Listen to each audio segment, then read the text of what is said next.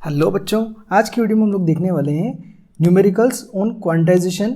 तो देखिए, सबसे पहला जो हमारे पास में क्वेश्चन है वो है which is bigger a coulomb और a charge on an electron, how many electronic charges form one coulomb of charge.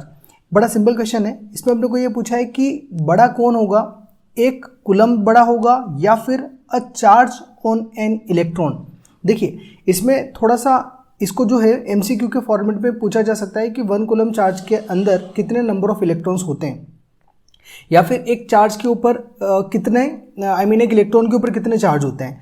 तो ये काफ़ी कंफ्यूजिंग भी रहता है बहुत सारे बच्चों को लेकर। तो देखिए, अगर हम लोग सबसे पहले चार्ज की बात करें, चार्ज ऑन एन इलेक्ट्रॉन, तो ये हमको पता होगा कि कितना होता है। ये होता है 1.6 इंटू 10⁻⁻19 कूलम। एक इलेक्ट्रॉन के ऊपर जो चार्ज होता है वो होता है 1.6 इंटू 10⁻⁻19 कूलम। ये चीज़ आप ध्यान रखिएगा, ये आपको लर्न करके रखना है, पता होना चाहिए कि एक इलेक्ट्रॉन के ऊपर हमारे पास में इतना चार्ज होता है। अब अगर हम लोग 1 कूलम की बात करें, एक कूलम चार्ज में अगर हम लोग बात करें एक कूलम कितना बड़ा होता है, तो देखिए इसमें हम लोग क्या कर सकते हैं कि हमको एक फॉर्मूला पता है, Q इज इक्वल्स टू हमारे पास में एन होता है।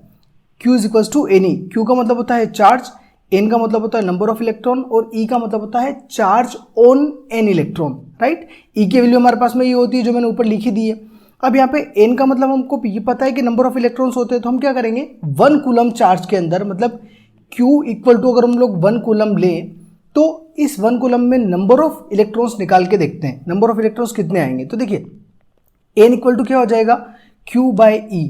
क्यू की वैल्यू हमारे पास में कितनी है 1 कूलम, करेक्ट, अपॉन में ई की वैल्यू कितनी है 1.6 इंटू 10⁻⁻19 कूलम, राइट। सी से सी कैंसिल आउट हो जाएगा, यहाँ पे एन इज इक्वल्स टू क्या आ जाएगा।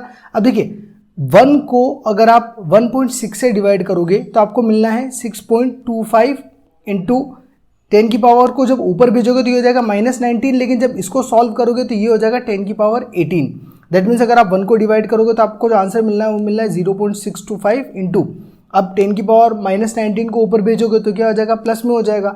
अब इसको जो है 10 की पावर 19 को अगर आप सॉल्व करोगे, ये पॉइंट को यहाँ पे ट्रांसफर कर दोगे तो 6.25 इंटू ये पावर 1 में कम हो जाएगी, दैट मीन्स 10 की पावर 18 हमारे पास में बच जाएगा। दैट मीन्स अगर हम लोग 1 कूलम चार्ज की बात करें तो उसमें नंबर ऑफ इलेक्ट्रॉन कितने होते हैं 6.25 इंटू 10⁻18 नंबर ऑफ इलेक्ट्रॉन्स होते हैं। तो आप बता सकते हो इजीली कि कौन सा बड़ा होगा। देखिए ऑब्वियसली अगर चार्ज की बात करें एक इलेक्ट्रॉन के ऊपर, तो जो क्वांटिटी आती है वो 1.6 इंटू 10⁻⁻19 कूलम आती है, करेक्ट। और अगर 1 कूलम चार्ज के अंदर नंबर ऑफ इलेक्ट्रॉन्स की बात करें तो वो हमारे पास में आते हैं 6.25 into 10⁻18 number of electrons, right. तो ऑब्वियसली हमारे पास में जो 1 कूलम है वो बड़ी यूनिट है, राइट। तो ये हमारा पहला क्वेश्चन कंप्लीट हो गया। अब देखते हैं सेकंड क्वेश्चन। तो सेकंड क्वेश्चन है हमारे पास में, if a body gives out 10⁻9 electrons every second, how much time is required to get a total charge of 1 coulomb from it. इसने ये बोला है कि कोई भी आपके पास में मान लीजिए एक बॉडी है ए, अब इस बॉडी में 1 कूलम चार्ज टोटल रखा हुआ है, इसने ये बोला, करेक्ट। 1 कूलम चार्ज इसके पास में है, हम ये मान लेते हैं, हालांकि 1 कूलम नहीं होता, काफी ज्यादा होता है, बट जो भी है हम ये मान लेते हैं कि इस बॉडी में 1 कूलम है। अब इस बॉडी में से हर एक सेकेंड के अंदर, एक सेकेंड में जो नंबर ऑफ इलेक्ट्रॉन्स बाहर आ रहे हैं वो आ रहे हैं 10 की पावर 9।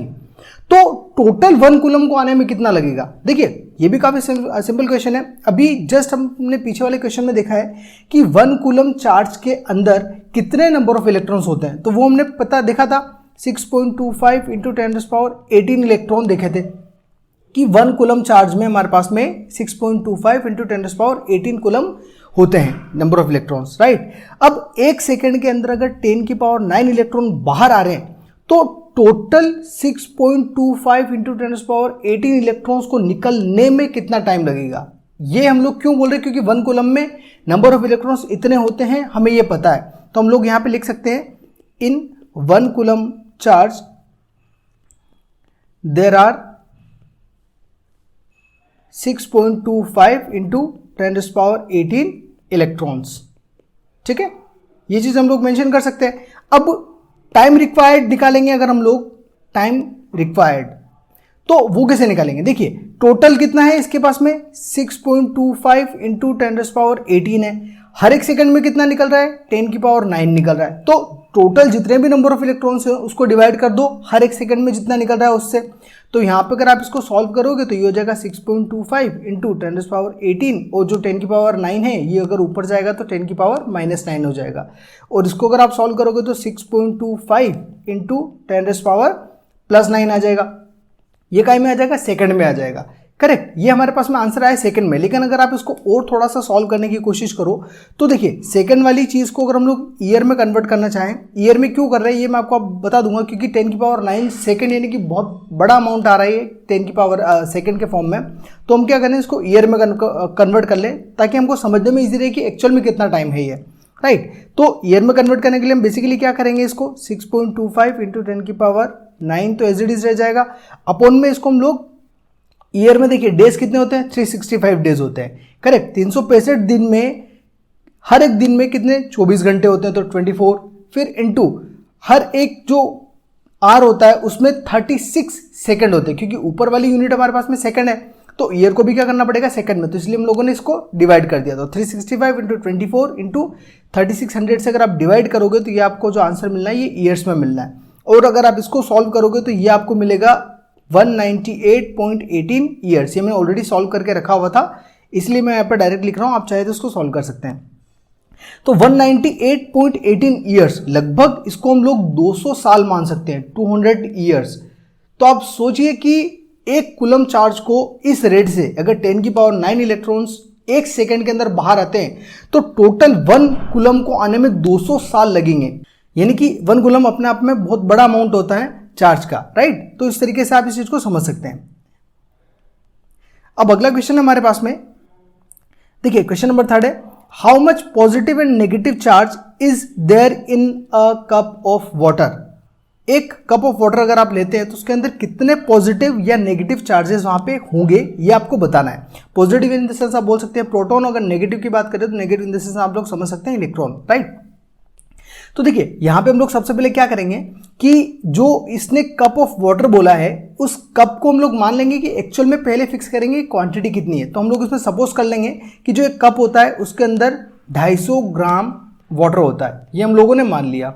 ठीक है, ये हम लोग सपोज करके चलेंगे कि 250 ग्राम उसके अंदर वाटर होता है। अब अपने को इसको किस तरीके से अप्रोच करना है वो थोड़ा सा समझ लेते हैं। एक बार मैं इसका आउटलाइन दे देता हूं। देखिए 250 ग्राम है। अब सबसे पहले अगर हम लोग इसमें बात करें तो अपने को जो पता है चार्ज निकालने का जो हमारे पास में फॉर्मूला होता है वो होता है Q = N × E। ये हमको पता है कि हमारे पास में फॉर्मूला होता है। Q का मतलब होता है चार्ज, मतलब अपने को Q तो फाइंड आउट करना है, और N का मतलब होता है यहाँ पे अपने पास में नंबर ऑफ इलेक्ट्रॉन्स या फिर अगर नंबर ऑफ प्रोटॉन्स की बात करें। करेक्ट, और E का मतलब होता है, E की वैल्यू हमारे पास में फिक्स होती है 1.6 × 10⁻⁻19 कूलम, ये अपने को पता ही है। अब यहाँ पे मेन जो चीज आती है N, नंबर ऑफ इलेक्ट्रॉन्स या नंबर ऑफ प्रोटॉन्स निकाल लेंगे। दैट मीन्स आपको 250 ग्राम वाटर के अंदर नंबर ऑफ इलेक्ट्रॉन्स या फिर नंबर ऑफ प्रोटॉन्स पता करने। मेन टास्क आपका सिर्फ यही है, इसके अलावा क्वेश्चन बड़ा सिंपल है।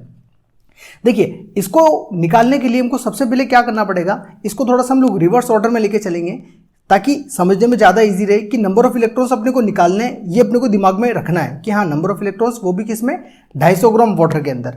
तो अगर हम लोग 250 ग्राम वाटर के अंदर बात करें नंबर ऑफ इलेक्ट्रॉन्स निकालने की, तो इसके लिए हम लोग क्या लिख सकते हैं, number of molecules in 250 gram water. मतलब कि 250 ग्राम वाटर के अंदर कितने मॉलिक्यूल्स हैं अपने को यह पता होना चाहिए, और जितने भी मॉलिक्यूल्स होंगे उनका हम लोग क्या करेंगे, नंबर ऑफ इलेक्ट्रॉन या फिर प्रोटॉन इन इच मॉलिक्यूल से मल्टीप्लाई कर देंगे। दैट मीन्स एक मॉलिक्यूल में जितने भी नंबर ऑफ इलेक्ट्रॉन्स या प्रोटॉन्स होंगे उसका मल्टीप्लाई हम काय में कर देंगे, 250 ग्राम पानी के अंदर जितने भी नंबर ऑफ मॉलिक्यूल्स होंगे उससे कर देंगे। करेक्ट, तो सबसे पहले आपको जो निकालना है वो क्या निकालना है, number of molecules in 250 gram of water. अब इसको निकालने के लिए हमारे पास में क्या होता है, देखिए नंबर ऑफ मॉलिक्यूल्स, यहाँ पे मैं सीधा इसको शॉर्टकट में लिख रहा हूँ मॉलिक्यूल्स। अगर आपको 250 ग्राम पानी के अंदर नंबर ऑफ मॉलिक्यूल्स निकालना है तो इसके लिए हमारे पास में जो फॉर्मूला होता है वो होता है Avogadro number into mass of water, या जो भी कोई कंटेंट होगा, जो भी कोई क्वांटिटी होगी वो आप यहां पे ले सकते हो, mass of water divided by हमारे पास में हो जाएगा मॉलिक्यूलर मास। मतलब ये फॉर्मूला होता है हमको नंबर ऑफ मॉलिक्यूल्स निकालने का, करेक्ट। अब देखिए यहां पे अपने को पता है कि एवोगैड्रो नंबर कितना होता है 6.023 इंटू 10⁻23, ये हमारे पास में एवोगैड्रो नंबर होता है। इंटू अगर हम लोग मास ऑफ वाटर की बात करें तो ये हमारे पास में कितना दे रखा है 250 दे रखा है, तो हम लोग 250 लिख देंगे, 250 हो जाएगा। अपॉन मोलिकुलर मास की बात करो तो देखिए मोलिकुलर मास जो हमारे पास में H2O का होता है वो होता है 18, H का 2 मतलब हाइड्रोजन का 2 और ऑक्सीजन के कितने होते हैं 16, तो 16 + 2 हो जाएगा 18, तो हमारे पास में जो मोलिकुलर मास होता है वो होता है 18। अब अगर आप इसको सॉल्व करोगे तो ये आपको मिलेगा 8.36 इंटू 10⁻24, ये आ गया हमारे पास में number of molecules, correct, number of molecules आ गया।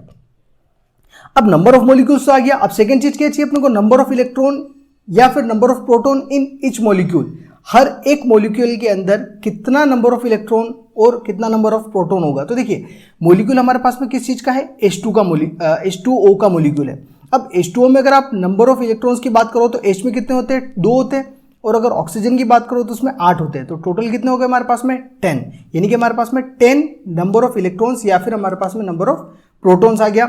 ये किसके अंदर, हर एक मॉलिक्यूल के अंदर नंबर ऑफ इलेक्ट्रॉन्स या नंबर ऑफ प्रोटॉन हो गए, करेक्ट। तो पीछे हम लोगों ने क्या देखा था कि अगर आपको नंबर ऑफ इलेक्ट्रॉन्स निकालने हैं, मतलब ये जो हमारे पास में इलेक्ट्रॉन्स थे, एन की जो वैल्यू थी हमारे पास में ये वाली, इस एन की वैल्यू को निकालने के लिए हम लोगों को कौन सा फॉर्मूला लगाना था, number of molecules in 250 gram water into number of electrons या प्रोटॉन्स इन ईच मॉलिक्यूल। तो ये हम लोगों ने निकाल लिया, एक वैल्यू आई हमारे पास में 10 और दूसरी वैल्यू क्या आ गई हमारे पास में पीछे ये वाली 8.36 इंटू 10⁻24, राइट। तो हम क्या करेंगे, इन दोनों का मल्टीप्लाई कर देंगे, तो उससे क्या आ जाएगा हमारे पास में नंबर ऑफ इलेक्ट्रॉन्स आ जाएंगे। तो ये हो गया नंबर ऑफ